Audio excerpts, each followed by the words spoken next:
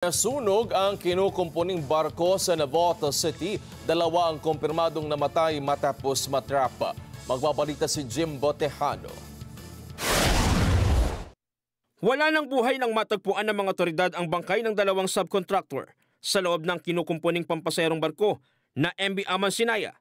Makaraang masunog ang storage room na naglalaman ng combustible materials gaya ng kutsyon, life vest at iba pa.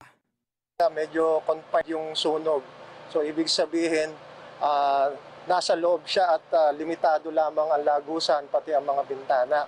Kaya hindi nahirapan nating bumbero para maipasok ito. Ganun pa man, sa kanilang pag-penetrate dito, may na-discover silang meron palang mga trabahador o yung kontratista ng barko na to na dalawang welder ang wala ng buhay. Makikita ang imbakan ng gamit sa bahagi ng upper ballast ng nasabing barko, kung saan doon rin natagpuan ng dalawang nasawi. Hindi naman bababa sa 20 subcontractor ang gumagawa bago pa mangyari ang insidente. Lumabas rin sa investigasyon ng Bureau of Fire Protection na galing probinsyang Quezon ng passenger ship at dumaong lang sa shipyard sa Navotas para sumailalim sa repair bago ito bumiyahe patungong Palawan, Puerto Princesa.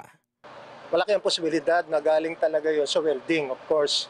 Pero ang question is, gaano kabilis lumaki yung apoy at paano kaagad hindi nakalabas itong mga biktima.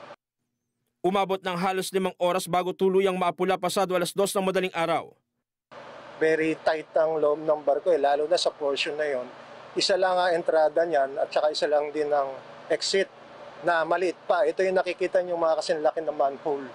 Patuloy naman ang ginagawang investigasyon ng BFP, lalo't kung may nalabag nga ba sa fire safety code ang kontraktor ng barko. Jim Tejano, para sa mata ng Agila, matatag, matapang, matapat.